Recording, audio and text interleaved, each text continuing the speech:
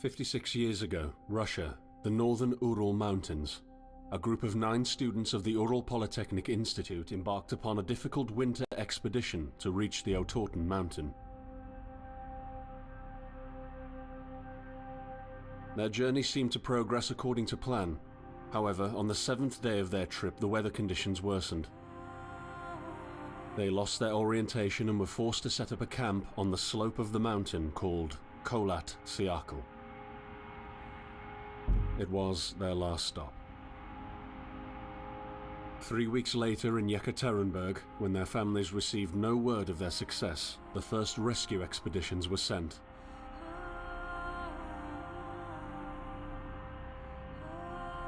On February 25, 1959, an abandoned encampment was found. The tent was torn down and covered with snow, with all the group's belongings left inside. Further examination revealed it was cut from inside out. The surrounding footprints indicated the crew had fled the tent. They were barefooted. This suggests a frantic escape, characteristic of people scared out of their wits. 2 sets of prints led to a forested area down the slope. The rescue team found an improvised fireplace and 2 bodies. They were lying in but their underwear, with cuts and scratches to their limbs, suggesting they had tried to climb the tree in panic. What could terrify them so much? The next 3 bodies were found scattered a few hundred meters from the first discovery. One of them had suffered a fractured skull, this despite no evidence of a struggle. It took the spring thaw 2 months later to enable the rescue team to find the rest of the victims. The last 4 skiers were found buried in a thick layer of ice and snow. Their autopsies led to even more bizarre findings. All of the bodies had severe internal injuries caused by an undetermined force, similar to that of a serious car accident. No external damage nor bruises were visible, besides a tongue ripped from one victim's mouth and a strange orange skin color. Much speculation arose from these puzzling events. Such theories included attack from the local tribesmen, from an avalanche, or animals. Each theory, however, only served to create more questions. The truth behind this tragic course of events remains unexplained to this day.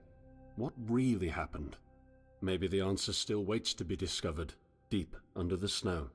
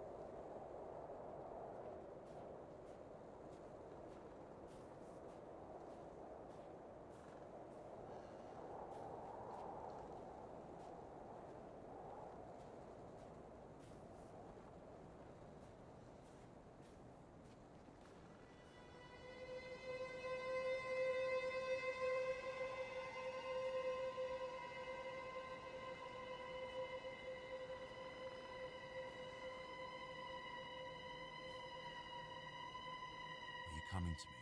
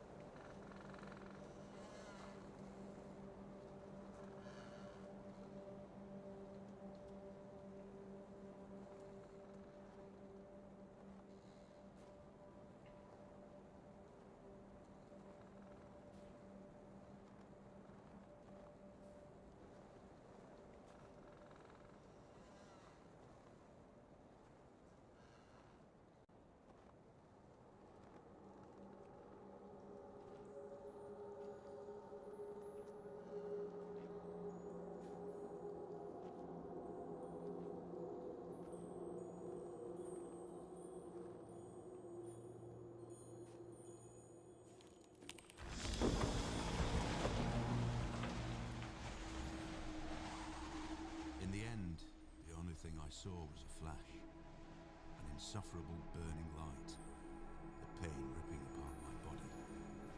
I felt it tearing out of my soul. After a while, I was nobody, nothing. The light went out and I vanished into overwhelming darkness. I welcomed the end with delight.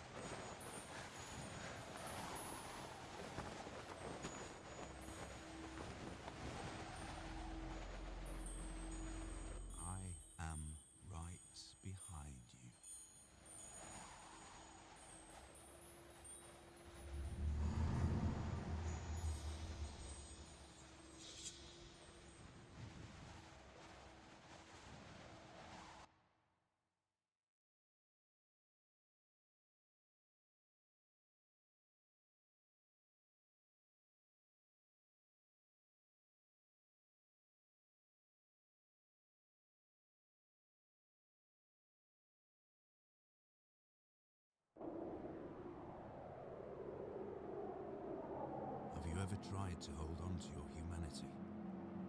When others convince you of being no more than a subject, an object, which they can bend to their will?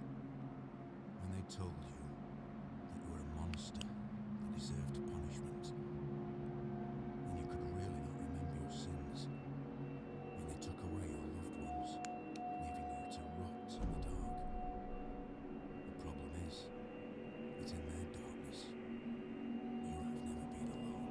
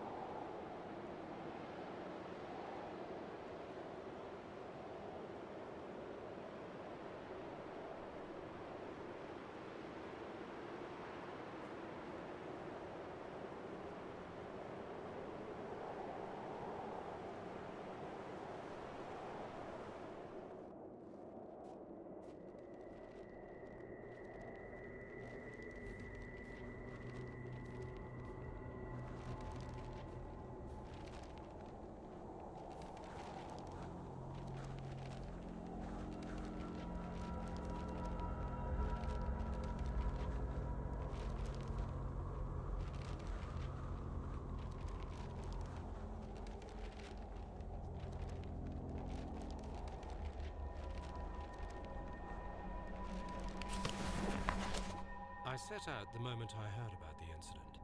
I was in the area, so I reported to the unit myself to be automatically assigned to the case.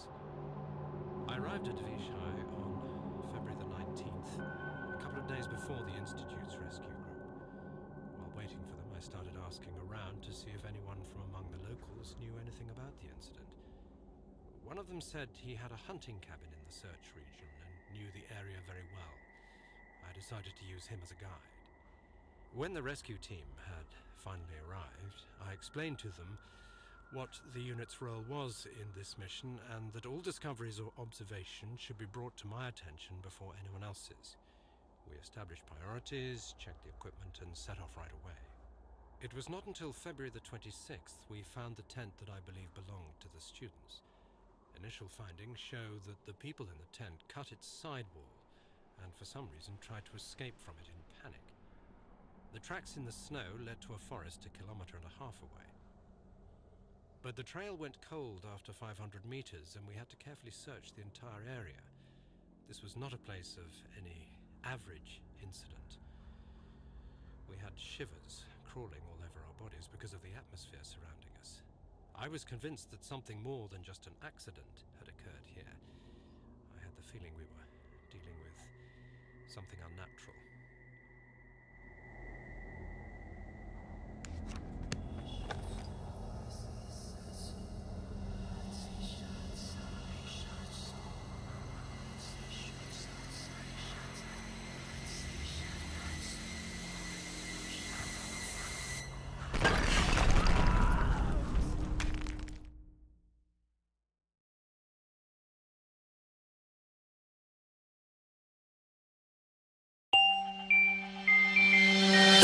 Yeah.